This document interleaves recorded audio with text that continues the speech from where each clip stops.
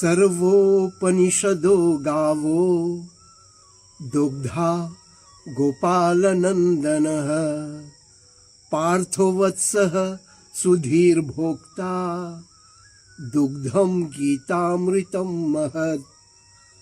एकं शास्त्रं देवकीपुत्र गीतम् एको देवो देवकीपुत्र एव। एको मन्त्रस्तस्य नामानि यानि कर्माप्येकं तस्य देवस्य सेवा। ओम नमो भगवते वासुदेवाय। ओम नमो भगवते वासुदेवाय। ओम नमो भगवते वासुदेवाय। जय श्री कृष्ण।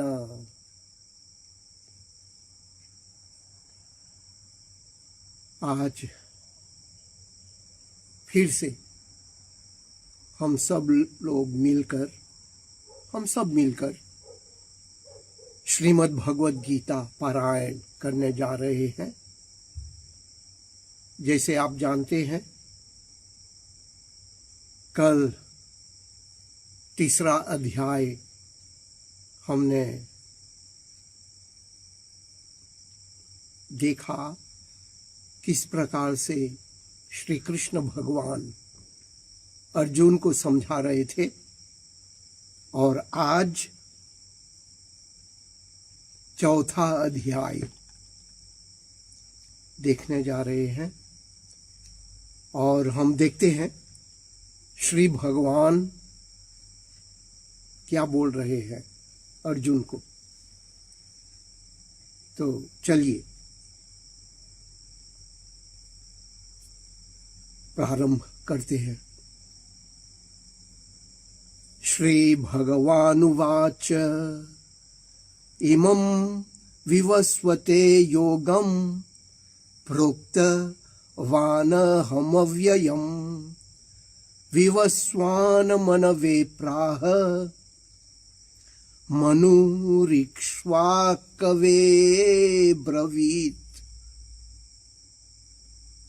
श्री कृष्ण भगवान बोल रहे हैं, मैंने ही इस अविनाशी योग को विवस्व सूर्य से कहा था। विवस्वान सूर्य ने अपने पुत्र मनु से कहा, और मनु ने अपने पुत्र राजा इक्ष्वाकु से कहा,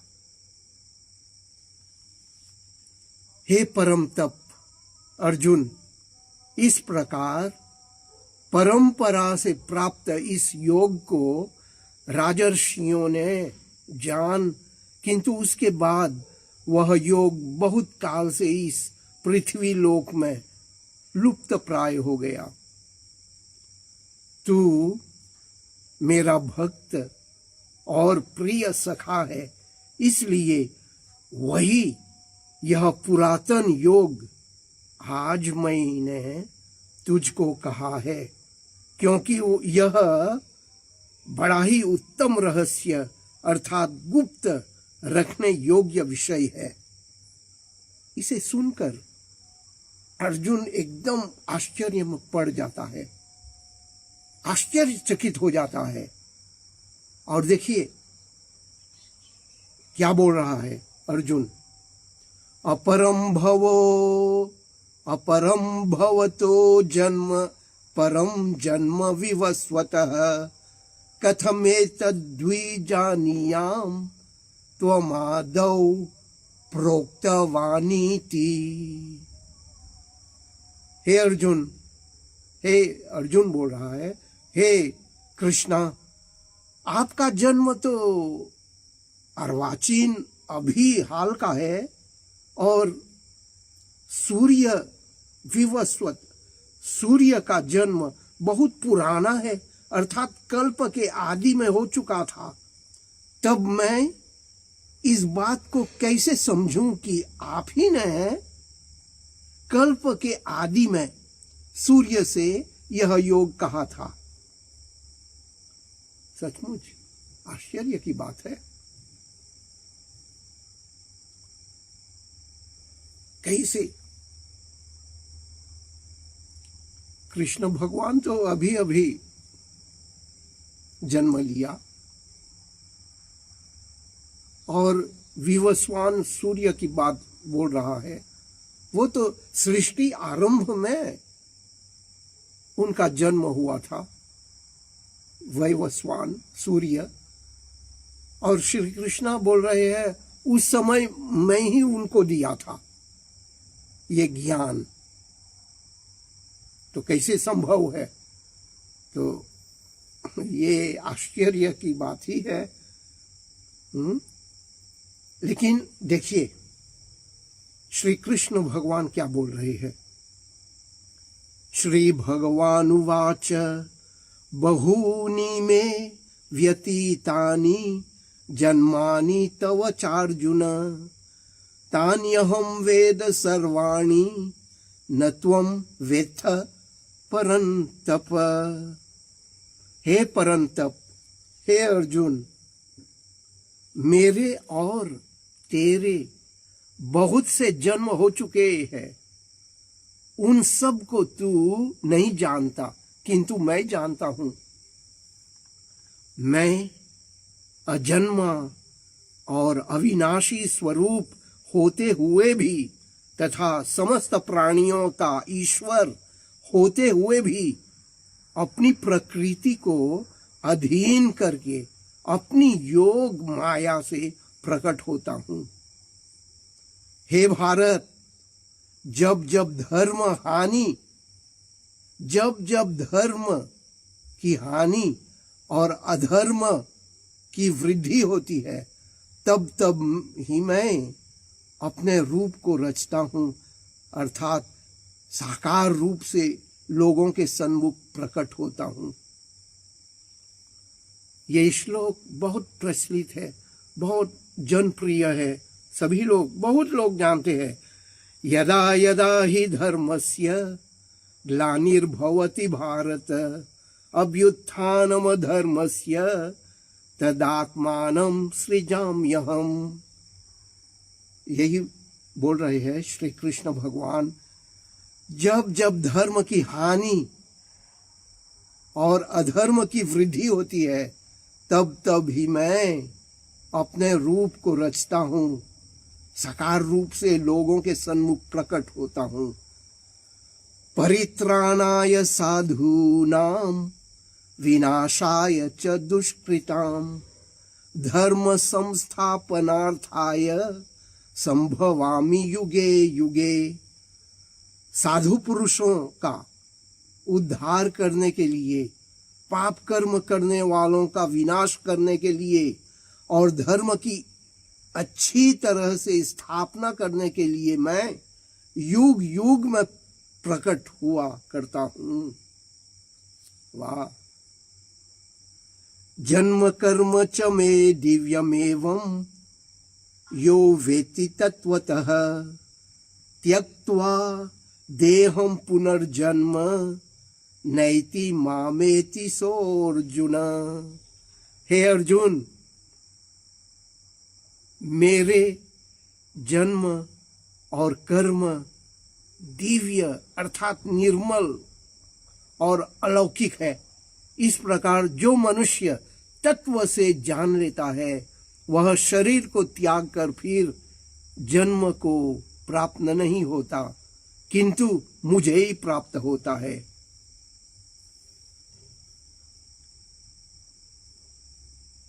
वैसे तो हम मानते ही हैं पुनर्जन्म, पूर्व जन्म, इस जन्म और पुनर्जन्म, ये तो हम मानते हैं। अब धीरे धीरे दूसरे लोग भी मानने लगे हैं, दूसरे मत लोग, वो लोग भी अब मानने लगे हैं, क्योंकि न जाने कितने चमत्कार हुए हैं। सिर्फ भारत की बात नहीं है, चाहे यूरोपियन लोग भी, वो लोग भी अब मानने लगे हैं। जब कोई मर जाता है तो इसका मतलब नहीं जब मर गया तो सब कुछ मर गया, नहीं। मरने के बाद भी ये आत्मा जीवित रहता है और फिर से जन्म लेता है। यूरोपियन लोग भी मान रहे हैं और बहुत से लोग अब मानने लगे हैं। तो अर्जुन ने अपने जो शंका है प्रकट किया। तो जो आप बोल रहे हैं उस समय की बात है, सृष्टि आरंभ में वैवस्वान सूर्य सृष्टि के आरंभ में जन्म लिया था। लेकिन आप तो यहाँ का है, अभी जन्म लिया, आप ही कैसे उनको ये ज्ञान दिया था उस समय? तो यही श्री कृष्ण भगवान समझा रहे हैं, मेरे तेरे कितने जन्म हो गए, बहुत से जन्म हो गए, लेकिन तुम नहीं जानते हो, मैं सब जन्म की बात जानता हूं। तो इस प्रकार कृष्ण भगवान समझा रहे हैं, जो भक्त मुझे जिस प्रकार भजते हैं मैं उनको उसी प्रकार भजता हूं, क्योंकि सभी मनुष्य सब प्रकार से मेरे ही मार्ग का अनुसरण करते हैं। काक्षान्तः कर्मणां सिद्धिं यजन्त इह देवताः क्षिप्रं हि मानुषे लोके सिद्धिर्भवति कर्मजा। श्री भगवान बोले, इस मनुष्य लोक में कर्मों के फल को चाहने वाले लोग देवताओं का पूजन किया करते हैं, क्योंकि उनको कर्मों से उत्पन्न होने वाली सिद्धि शीघ्र मिल जाती है।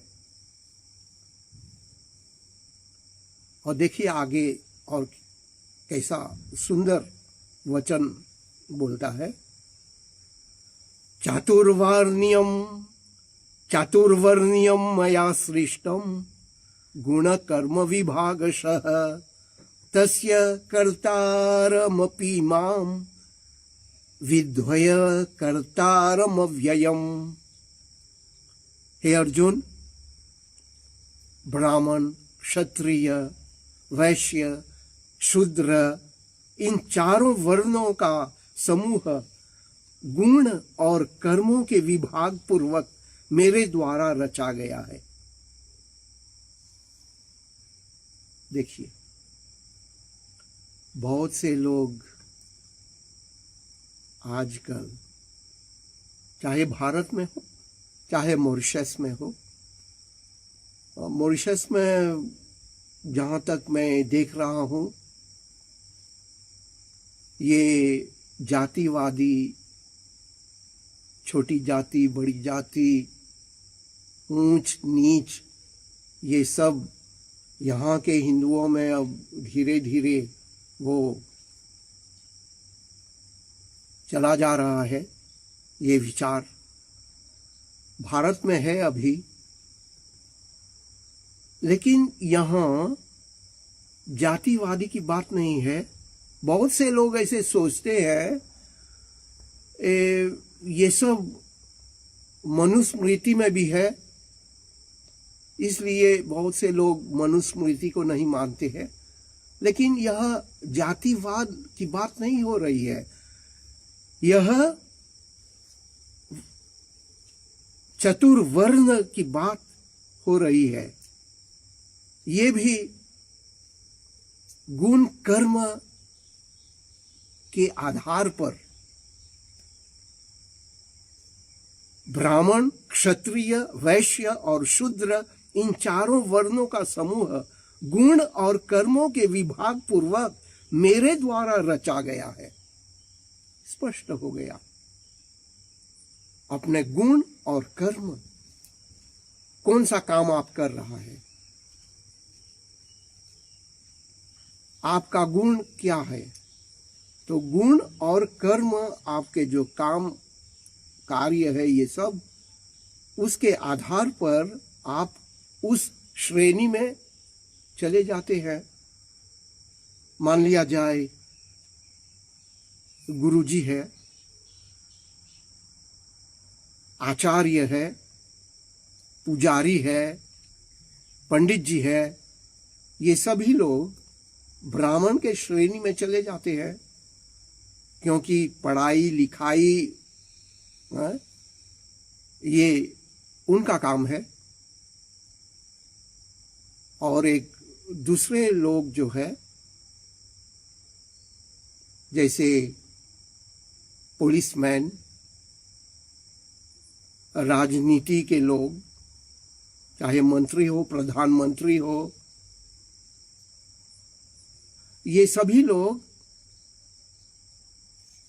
क्षत्रिय में चले जाते हैं, क्षत्रिय श्रेणी में।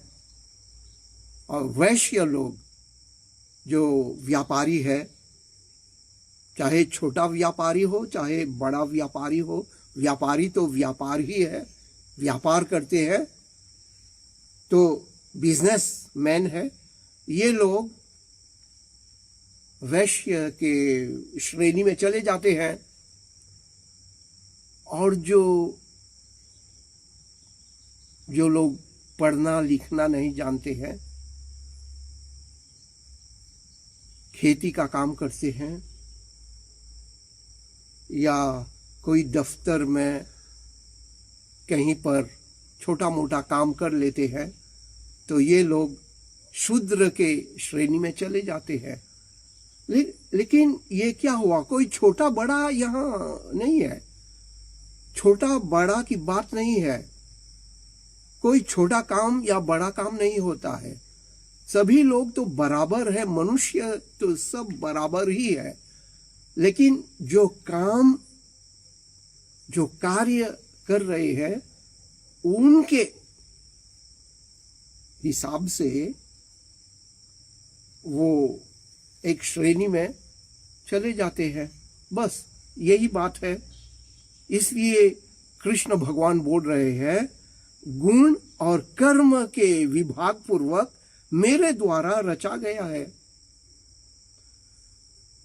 उस सृष्टि रचनादि कर्म का कर्ता होने पर भी मुझ अविनाशी परमेश्वर को तू वास्तव में अकर्ता जान। चाहे मैं ये सब व्यवस्था कर दिए है, लेकिन अकर्ता ही जान। जैसे कि मैं कुछ नहीं किया, वो तो अपने आप वही लोग अपने अपने श्रेणी में चले जा रहे हैं।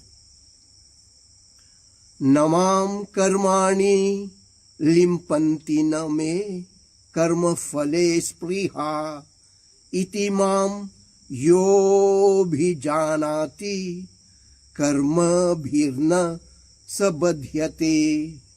कर्मों के फल में मेरी स्पृहा नहीं है, इसलिए मुझे कर्म लिप्त नहीं करते। इस प्रकार जो मुझे तत्व से जान लेता है, वह भी कर्मों से नहीं बनता। बहुत सुंदर बात है और बहुत सुंदर विचार कृष्ण भगवान बोल रहे हैं।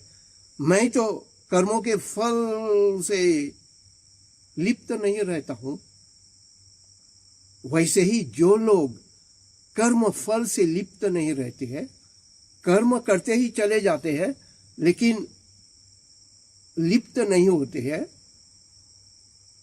तो अवश्य ये लोग भी कर्मों से नहीं बंधता। एवं ज्ञात्वा कृतं कर्म पूर्वैरपि मुमुक्षुभिः कुरु कर्मैव तस्मात्त्वं पूर्वैः पूर्वतरम कृतम। पूर्व काल के मुमुक्षुओं ने भी इस प्रकार जानकर ही कर्म किए है, इसलिए तू भी पूर्वजों द्वारा सदा से किए जाने वाले कर्मों को ही कर। तुम्हारे पूर्वज लोग ये सब जानते थे, ये सब जानने के कारण वो लोग मुमुक्षु बन गए और उनके जीवन धन्य हो गया, सफल हो गया। वैसे ही तू भी कर।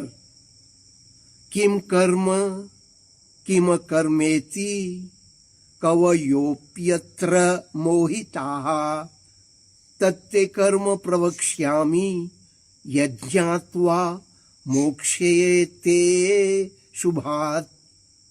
कर्म क्या है और अकर्म क्या है, इस प्रकार इसका निर्णय करने में बुद्धिमान पुरुष भी मोहित हो जाते हैं। इसलिए वह कर्म तत्व में तुझे भली भांति समझाकर कहूंगा, जिसे जानकर तू अशुभ से अर्थात कर्म बंधन से मुक्त हो जाएगा। मैं तुमको समझाऊंगा, तुझे मैं बताऊंगा कर्म क्या है अकर्म क्या है, क्योंकि बुद्धिमान लोग भी मोहित हो जाते हैं इस विषय पर। लेकिन चिंता मत करो, मैं समझाऊंगा, मैं बतलाऊंगा, तू चिंता मत कर। मैं बताऊंगा तुमको, जिसे कर्म बंधन से मुक्त हो जाएगा। कर्म का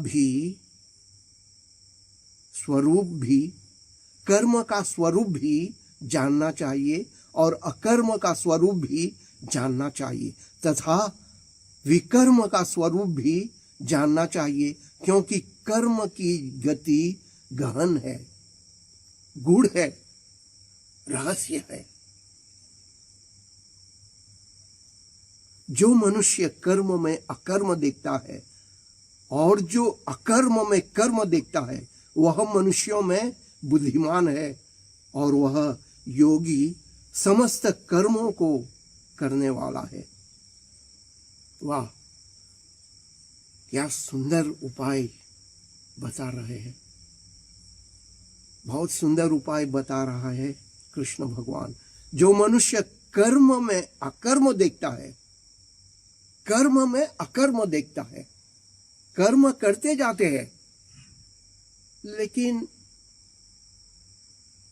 उसे बनता नहीं है, उनमें मोहित नहीं होते हैं, कर्म करते चले जाते हैं लेकिन कुछ सोचते नहीं है, अच्छे अच्छे कर्म करते ही जाते हैं।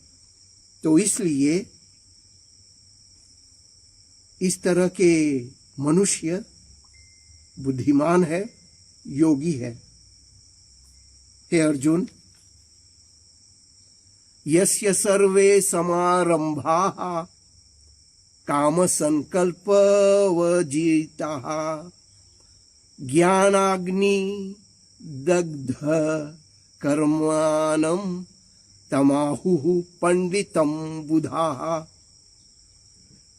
जिसके संपूर्ण शास्त्र सम्मत कर्म बिना कामना और संकल्प के होते हैं तथा जिसके समस्त कर्म ज्ञान रूप अग्नि के द्वारा भस्म हो गए हैं, उस महापुरुष को ज्ञानी जन भी पंडित कहते हैं।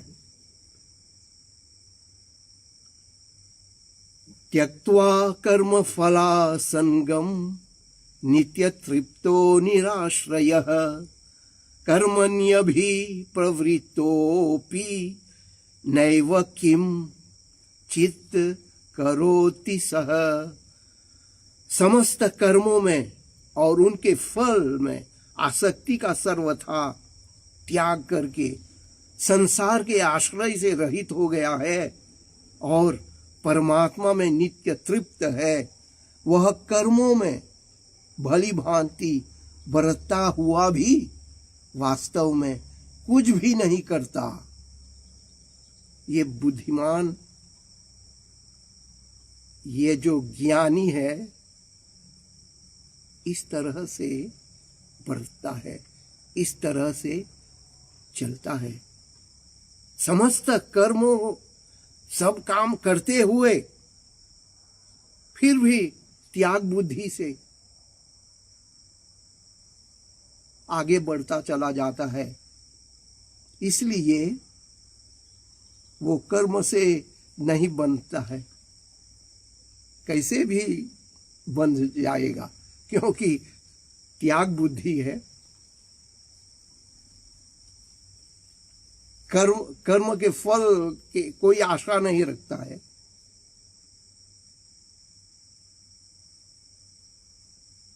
यदृच्छालाभ संतुष्टो द्वंद्वातीतो विमत्सरः समः सिद्धाव सिद्धौ च कृत्वापि न निबध्यते। हे अर्जुन, जो बिना इच्छा के अपने आप प्राप्त हुए पदार्थ में सदा संतुष्ट रहता है, जिसमें ईर्ष्या का सर्वथा अभाव हो गया है, जो हर्ष शोक आदि द्वंद्वों से सर्वथा अतीत हो गया है, ऐसा सिद्धि और असिद्धि में सम रहने वाला कर्म योगी कर्म करता हुआ भी उनसे नहीं बंधता। बहुत स्पष्ट है। जो बिना इच्छा के अपने आप प्राप्त हुए पदार्थ में सदा संतुष्ट रहता है, ज्यादा को नहीं लालच, जो मिलता है बस उसी में संतुष्ट। संतोषम तत्परम सुखम, जो मिलेगा बस उसी में संतोष धारण कर लेता है। तो इससे बड़ा और सुख कहाँ है? संतुष्ट, संतृप्ति। जिस मनुष्य में ये संतोष भाव है, संतृप्ति भाव है, अवश्य वो महान ही है और वो ही सुखी है। सबसे ज्यादा सुखी वही है। और चाहे लाभ हो, चाहे हानि हो, चाहे दुख हो, चाहे सुख हो, कुछ भी हो, किसी अवस्था में भी वो संतुष्ट रहता है, उनका मन स्थिर रहता है, वो तो सुखी ही होगा। तो इस प्रकार कृष्ण भगवान बहुत अच्छी तरह से समझा रहा है। दैव में वापरे यज्ञम योगिनः पर्युपासते, ब्रह्माग्नाव परे यज्ञम यज्ञे नैवोपजुह्वति। हे अर्जुन, दूसरे योगी जन देवताओं के पूजन रूप यज्ञ का ही भली भांति अनुष्ठान किया करते हैं, और अन्य योगी जन पर ब्रह्म परमात्मा रूप अग्नि में अभेद दर्शन रूप यज्ञ के द्वारा ही आत्मा रूप यज्ञ का हवन किया करते हैं।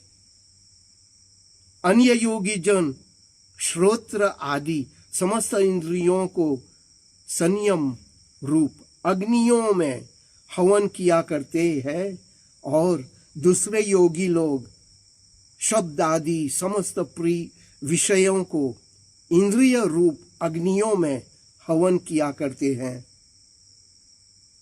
दूसरे योगी जन इंद्रियों की संपूर्ण क्रियाओं को और प्राणों की समस्त क्रियाओं को ज्ञान से प्रकाशित आत्मा संयम योगी रूप अग्नि में हवन किया करते हैं।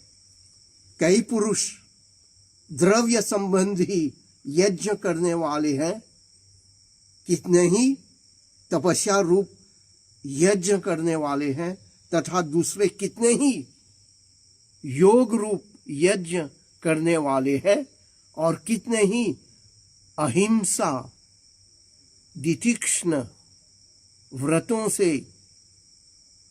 युक्त यत्नशील पुरुष स्वाध्याय रूप ज्ञान यज्ञ करने वाले हैं। तो यहां पर देखिए श्री कृष्ण भगवान बोल रहे हैं तरह तरह के योगी जन होते हैं। कुछ लोग स्वाध्याय यज्ञ करते हैं, कुछ लोग यज्ञ हवन करते हैं, कुछ लोग अहिंसा यज्ञ करते हैं, कुछ लोग ज्ञान यज्ञ करते हैं। तरह तरह के यज्ञ है, लेकिन सब यज्ञ तो उत्तम ही है, सब यज्ञ तो बढ़िया ही है। अपाने जुहुवति प्राणम प्राणे अपानम तथा परे। कुछ लोग प्राणायाम करते हैं। अष्टांग योग में है प्राणायाम, यम नियम प्राणायाम तीसरा है। प्राणायाम करते हैं तो प्राण को कैसे रोका जा सकता है, प्राण को कैसे छोड़ा जाता है, प्राण को कैसे नियंत्रण में रखा जा सकता है, ये भी एक यज्ञ है, प्राण यज्ञ। तो ऐसे कितने तरह के यज्ञ है, फिर भी सब सुंदर है, सब बढ़िया है।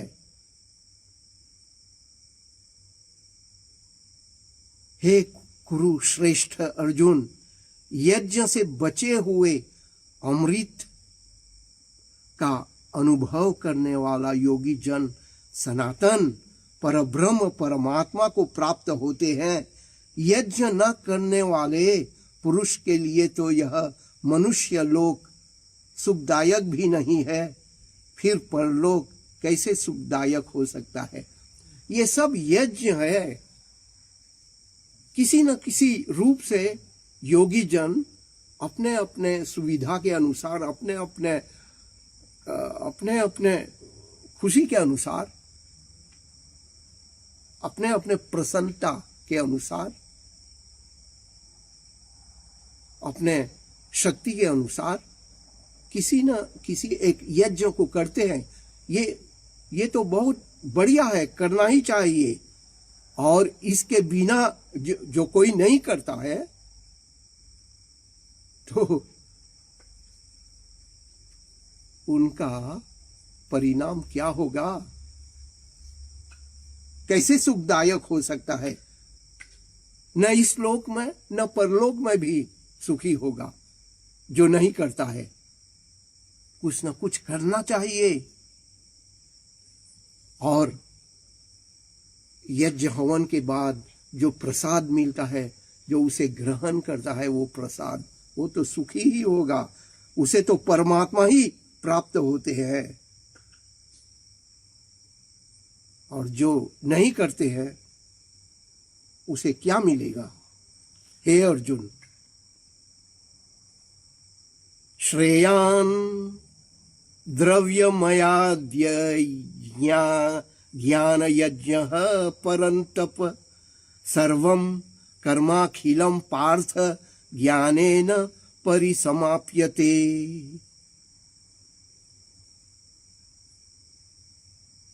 देखिए ये सब जो है यज्ञ सब बढ़िया है, सब अच्छा ही है, लेकिन ज्ञान यज्ञ श्रेष्ठ है। ज्ञान यज्ञ एकदम श्रेष्ठ है अर्जुन। इसलिए तद्विद्धि प्रणिपातेन परिप्रश्नेन सेवया उपदेक्ष्यन्ति ते ज्ञानम ज्ञानिनस्त त्वदर्शिनः। हे अर्जुन, उस ज्ञान को तू तत्वदर्शी ज्ञानियों के पास जाकर समझ, उनको भली भांति दंडवत प्रणाम करने से, उनकी सेवा करने से और कपट छोड़कर सरलता पूर्वक प्रश्न करने से वे परमात्मा तत्व को भली भांति जानने वाले ज्ञानी महात्मा तुझे उस तत्व ज्ञान का उपदेश करेंगे।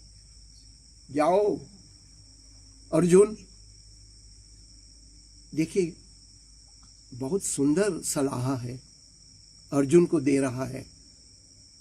अगर ज्ञान पाना है गुरुजी के पास जाओ, गुरुजी के पास जाओ और ज्ञान प्राप्त करो। देखिए और कैसे सुंदर सुंदर सलाह दे रहा है। गुरुजी के पास जाओ, हां, लेकिन दंडवत प्रणाम करो, साष्टांग नमस्कार करो, सेवा करो, गुरुजी की सेवा करो और सरलता पूर्वक प्रश्न करो। सरलता पूर्वक, मर्यादा के साथ, गौरव के साथ, मर्यादा के साथ प्रश्न पूछो। गुरुजी बताएंगे। वो ज्ञानी महात्मा है, तत्व ज्ञान का उपदेश करेंगे।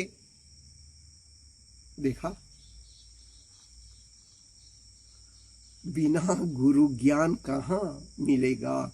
कौन किसको मिलेगा? गुरु बिना ज्ञान, बिना गुरु के ज्ञान कैसे? और देखिए रामायण में भी श्री राम, हम तो मानते हैं ना, मर्यादा पुरुषोत्तम विष्णु भगवान का 7वां अवतार है। उनको भी गुरु था, दो गुरुदेव, एक राजगुरु ब्रह्मर्षि वशिष्ठ और दूसरा गुरुदेव विश्वामित्र महर्षि। 2 गुरुदेव थे। वैसे ही कृष्ण भगवान का भी गुरु था, सांदीपनी गुरुदेव। भगवान होते हुए, अवतार पुरुष होते हुए भी गुरु जी के पास गए ज्ञान के लिए, ज्ञान प्राप्त करने के लिए। आप, हम कौन है? बिना गुरु के कैसे ज्ञान मिलेंगे? और देखिए बहुत स्पष्ट शब्द में बोल रहे हैं, हे अर्जुन, जाओ गुरु जी के पास, प्रणाम करो, दंडवत प्रणाम करो। गुरुजी के पास रहकर सेवा करो और सरलता पूर्वक, बहुत मर्यादा के साथ प्रश्न पूछो, ज्ञान प्राप्त करो। यज्ञात्वा न पुनर्मोहमेवं यास्यसि पांडव येन भूतान्यशेषेण दक्ष्यस्यात् मन्यथो मयि। हे अर्जुन, जिसको जानकर फिर तू इस प्रकार मोह का, जिसको जानकर फिर तू इस प्रकार मोह को नहीं प्राप्त होगा, तथा हे अर्जुन, जिस ज्ञान के द्वारा तू संपूर्ण भूतों को निःशेष भाव से पहले अपने में और पीछे मुझे सच्चिदानंद घन परमात्मा में देखेगा। तो इस प्रकार श्री भगवान कृष्णा बहुत अच्छी तरह से समझा रहे हैं। जब गुरु जी से शिक्षा दीक्षा प्राप्त कर लोगे, ज्ञान प्राप्त हो जाएगा, तो ये मोह में नहीं पड़ेगा। बस तेरा कल्याण हो जाएगा अर्जुन, जाओ गुरु जी के पास, ज्ञान प्राप्त करो। तो इस प्रकार कृष्ण भगवान बहुत अच्छी तरह से समझाते हैं।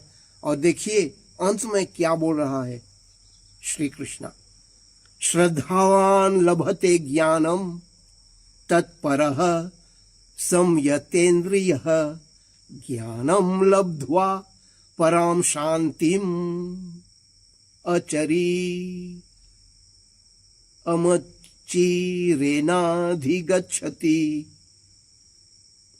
श्रद्धावान लभते ज्ञानम,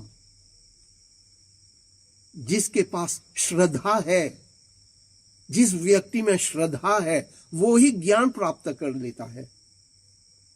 अगर श्रद्धा ना हो ज्ञान नहीं मिलेगा। श्रद्धावान लभते ज्ञानम, बहुत सुंदर, एकदम सुंदर वाक्य है और बहुत सहज संस्कृत भी है। ये श्लोक बहुत बहुत सुंदर है। तो इस प्रकार समझा रहे हैं और अर्जुन भी बहुत श्रद्धा पूर्वक भी सुन रहे हैं। तो इस प्रकार ये जो चौथा अध्याय है समाप्त हो रहा है और कल हम फिर उपस्थित होंगे आपके सामने। आप भी आइए, हम सब बैठकर सत्संग करेंगे, श्रीमद् भगवद गीता पारायण करेंगे। श्री भगवान श्री कृष्ण का जो मधुर वाणी है, मधुर शिक्षा दीक्षा है, हम ग्रहण करेंगे। ओम नमो भगवते वासुदेवाय। ओम नमो भगवते वासुदेवाय। ओम शांति शांति शांति।